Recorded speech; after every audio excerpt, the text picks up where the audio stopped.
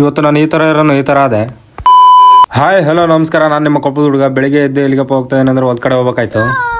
ಮನೆಯಿಂದ ಗಾಡಿ ತೊಗೊಂಡು ಸೀದಾ ಹೊಲದ ಹತ್ರ ಬಂದೆ. ಇವತ್ತು ನೋಡಿದ್ರೆ 5 ಗಂಟೆ ಕರೆಂಟ್ ಬರುತ್ತೆ, ನಾನು ನೋಡಿದ್ರೆ 9 ಗಂಟೆ ಬಂದಿನಿ.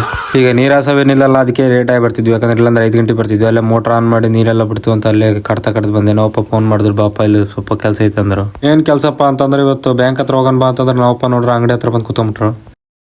Y I don't understand. ನಾವು ಹೋಗೋಷ್ಟ್ರೆಲ್ಲ 1 ಗಂಟೆ ಆಯ್ತು. ಬ್ಯಾಂಕ್ ಎಲ್ಲ ಮುಂಚಿತ. ಅದಕ್ಕೆ ಇಲ್ಲಿ ಅಂಗಡಿ ಹತ್ರ ಚೆಕ್ ಮಾಡಿಸ್ತಂದ್ರೆ ಅಲ್ಲೇ ಕುಂದ್ರಿಸಿ ನಾನು ಇಲ್ಲಿ ಕಟಿಂಗ್ ಮಾಡ್ಸಕ್ಕಂತ ಬಂದೆ. ಹಿಂಗಿದ್ದು ಹಿಂಗೆ ರೆಡಿಯಾಗಿ ಅಲ್ಲಿಂದ ನಾನು ಸೀದಾ ಮತ್ತೆ ವಾಪಸ್ ಗಾಡಿ ತಗೊಂಡು ಅಪ್ಪನ ಕರ್ಕೊಂಡು ನಾನು ಮನೆ ಹತ್ರ ಬಂದೆ.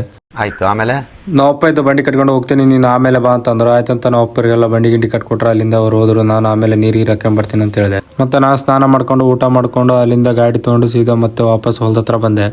ಈ ಕಡೆ ಬಂದ್ರೆ ಹೊಲದ ಹತ್ರ ನಾವಮ್ಮ ನೋಡಿದ್ರೆ ಮುಲ್ಲಂಗಿಕಾಯಿ ಇರ್ತಿದ್ರು. ನಾಳೆ ನಿನ್ನ ಮಾರ್ಕೆಟ್ಗೆ ಹೋಯಪ್ಪ ಒಂದು ಚೀಲ ಆಗ್ತಾವಂತ. ಒಂದು ಚೀಲ ಆದ್ವು. ಅಲ್ಲಿಂದ ನಾನು ಹೊತ್ಕೊಂಬಂದು ಈ ಕಡೆ ತಂದಿಟ್ರೆ ನಾವಮ್ಮ ಅಲ್ಲಿಂದ ನಾವು ಮತ್ತೆ ವಾಪಸ್ ಮನೆ ಹತ್ರ ಹೋಗ್ಬೇಕಾಯ್ತು. ಇವತ್ತಿನ ಮಿನಿ ಬ್ಲಾಗ್ ಇಷ್ಟೇ ಮುಗಿಸ್ತಾ ಇದೀನಿ. ಫಾಲೋ ಆ್ಯಂಡ್ ಲೈಕ್ ಮಾಡೋದು ಮಾತ್ರ ಮರಿಬೇಡಿ.